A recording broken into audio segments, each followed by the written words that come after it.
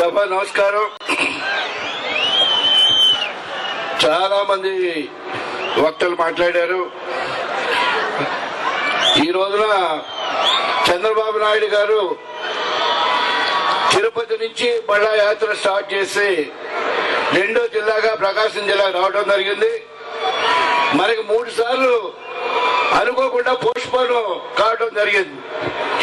ఇంతకుముందు ప్రోగ్రాం అనుకొని 8 నియోజకవర్గాలకి మనం రూట్ మ్యాప్ కూడా ఫిక్స్ చేసుకున్న తర్వాత అన్ని ఏర్పాట్లు చేసుకున్న తర్వాత రాష్ట్రంలో ఉన్నటువంటి పరిస్థితులు ఈ కాంగ్రెస్ నాయకులు చేసినటువంటి నిర్వాహకం వల్ల ఆయన ఢిల్లీ పోవాల్సిన పరిస్థితి, అక్కడ నిరవధిక నిరాహార దీక్ష చేపట్టడానికి ఒకసారి ఆ రోజున మేము అందరం కూడా మన జిల్లా వాళ్ళు చాలా మంది వచ్చారు. మీరు కూడా కొంతమంది రైతులు కూడా రావడం జరిగింది. అదేవిధంగా తర్వాత వచ్చేటప్పటికి గోదావరి జిల్లాలో తుఫాను వస్తే ఆయన డైరెక్ట్ గా అక్కడ ఆ ప్రాంతానికి వెళ్ళడం జరిగింది.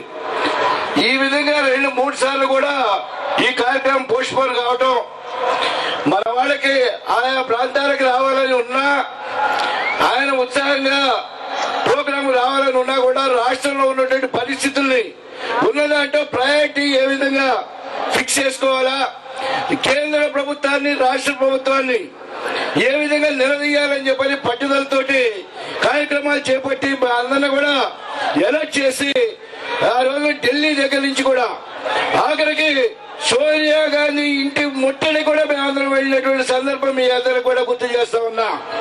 ఈ రోజున పిల్లల నాయకులు కొంతమంది మాట్లాడుతూ ఉన్నారు, సోనియా గాంధీ కాళ్ళు పట్టుకొని ప్రాభం వచ్చుకొని ఈ రోజు ఏదేదో మాట్లాడుతూ ఉన్నారు.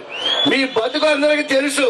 కాకపోతే ఏంటంటే మొన్నొక ఆ పార్టీ కార్యకర్తలు ఒక రకమైన స్థాయి ఉన్నటువంటి నాయకులు ఏదో కనపడితే పిచ్చపాటి మాట్లాడుతూ, ఏంటే మీరు ఆ రోజు చంద్రబాబు నాయుడు గారు ఏమో మమ్మల్ని ఎవరిని తిన్నైపోతే మీరు వచ్చేటప్పటికీ జగన్కి ఏమో సృష్టిగా తిన్నాడంట, ఎత్తుకోవటం ఎక్కడ దాచిపెట్టాడో దాంతో 5 సంవత్సరాలు కాలం తగ్గిపోతుంది కానీ మేము తినడానికి అవకాశం ఇవ్వబోతున్నాడని చెప్పని వాళ్ళని ఆ విధంగా ప్రలోభ పెట్టే పరిస్థితికి వచ్చారంటే ఏ విధంగా రాజకీయాలు దిగజారిపోయా మీరు ఒకసారి అర్థం చేసుకోవాల్సిన అవసరం ఉంది. అదేవిధంగా ప్రకాశం జిల్లాకి ఏ సమస్య వచ్చినా చంద్రబాబు నాయుడు గారు స్పెషల్ ఇంట్రెస్ట్ తీసుకొని గుళ్ళకమ్మ ప్రాజెక్టు శాంక్షన్ ఇచ్చినా, లేదా రామతీర్థం ప్రాజెక్టు శాంక్షన్ ఇచ్చినా, అనేక లిఫ్ట్ ఇరిగేషన్స్ మీద ఆయన ప్రత్యేకమైన శ్రద్ధ చేసి మనకి కొన్ని వందల కోట్ల రూపాయలతోటి మనకి ఈ స్కీమ్స్ అన్ని తయారు చేసి ఇస్తే ఈ రోజున ఈ కోహనా నాయకులు చెప్తా ఉన్నారు ఈ కాంట్రాక్టుల వ్యవస్థ ఏ విధంగా ఉందంటే, మనకి చంద్రబాబు నాయుడు గారు ముఖ్యమంత్రిగా ఉన్నప్పుడు 184 కోట్ల రూపాయలతో డిజైన్ చేసినటువంటి ప్రాజెక్టు గుళ్ళకమ్మ ప్రాజెక్టు ఈ రోజు వరకు 603 కోట్ల రూపాయలు ఖర్చు పెట్టినా కూడా ఒక కాలంలో కూడా నీళ్లు పోవట్లేదంటే వీళ్ళ నిర్వాహకం ఏ విధంగా ఉంది, కాంట్రాక్టులు వీళ్ళు కలిసి ఏ విధంగా దోషం తింటున్నారో మీరు ఒకసారి ఆలోచన చేయాల్సిన అవసరం ఉందని చెప్పని ఈ సందర్భం నేను మీ అందరూ కూడా గుర్తు చేస్తా ఉన్నాను. ఈ రోజున రామతీర్థం ప్రాజెక్టు చంద్రబాబు నాయుడు గారు పుణ్యమా అని చెప్పని ఆ రోజు ఎలక్షన్ టైంలో వచ్చినప్పుడు ఆయన ప్రామిస్ చేసి ప్రత్యేకంగా శాంక్షన్ చేస్తే ఈ రోజున వీళ్ళందరూ వాళ్ళ గొప్పల కింద చెప్పుకుంటా ఉన్నారంటే ఒక్కసారి ఆ గ్రామాల్లో ఉన్నటువంటి వ్యక్తులు గుండెమే చేసుకొని ఇది ఏ టైంలో వీళ్ళు చేకప్ చేశారని చెప్పని మీరు ఆలోచన చేయాల్సిన అవసరం ఉంది. అదేవిధంగా వెలుగొండ ప్రాజెక్టు విషయంలో కూడా ప్రత్యేకమైన చొరవ తీసుకొని మనం చేసినటువంటి విషయం ఇవన్నీ కూడా ప్రకాశం జిల్లాకు సంబంధించినటువంటి విషయాలని చెప్పని ఈ సందర్భం అందరూ కూడా మనం చేస్తా ఉన్నాను.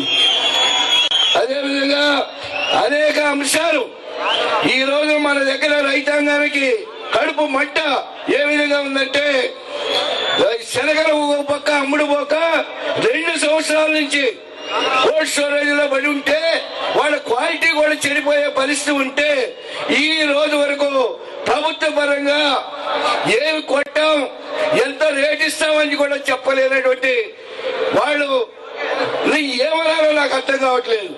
అనేక ప్రభుత్వాలు చూసాం, ప్రజల ఇబ్బంది వచ్చినప్పుడు, సరైన ధరలు రానప్పుడు, గిట్టుబాటు ధర లేనప్పుడు ప్రత్యేకంగా చంద్రబాబు నాయుడు గారు ఉన్నప్పుడు కానివ్వండి, స్వర్గీయ ఎన్టీ రామారావు ఉన్నప్పుడు కానివ్వండి, మార్కెట్ ఫీల్డ్ లో దెబ్బతించి ఆ రోజున వైట్ ఫ్లై వచ్చే కాటన్ దెబ్బతింటే పత్తి తెల్లదోమతోటి దెబ్బతింటే ప్రత్యేకంగా ఇంపోర్ట్ చేయించినటువంటి లాటిన్ అని చెప్పని ఒక మందుని చేయించి రైతులను ఆదుకున్నటువంటి విషయాన్ని ఒకసారి గుర్తు చేసుకోవాలి. అదేవిధంగా మనకి పత్తిని కూడా కొనిపించడం జరిగింది. అదేవిధంగా నాఫెడ్ రంగంలో తీసుకొచ్చి మిర్చిని కొనిపించిన ఘనత ఆ రోజున తెలుగుదేశం పార్టీలో రామారావు గారు కానివ్వండి, చంద్రబాబు నాయుడు గారు కానివ్వండి, ఇవన్నీ ఫలితాలు మనం అనుభవించాం. అదేవిధంగా ఆ రోజున కోఆపరేటివ్ ఇన్స్టిట్యూషన్స్ లో లోన్లు తీసుకున్నటువంటి వాళ్ళకి వడ్డీ రాయితీ ఇచ్చినటువంటి ఘనత తెలుగుదేశం పార్టీది. ఈ రోజు వరకు కూడా అది పూర్వకం నడుస్తా ఉంది. మీరు ఒకసారి గుర్తు చేసుకోవాల్సిన అవసరం ఉంది.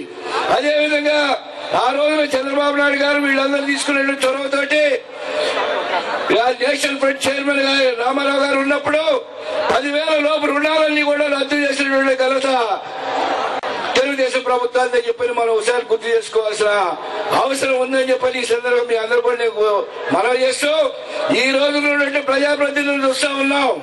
ఇందాక సాంబశివరావు చెప్తా ఉన్నాడు, మన ప్రాజెక్టుల్లో నీళ్లున్నా కాలువ చివరి భూములకి నీళ్లు రావట్లేదు. కట్టిన ప్రాజెక్టుల నుంచి కాళ్ళలో గళ్ళు పడిపోయి తుఫాలు దెబ్బతిరిపోతే తట్టెల మట్టి కూడా వేయడానికి చేతులు రానటువంటి అసమర్థ ప్రభుత్వం దాన్ని దిగిపోవాల్సిన అవసరం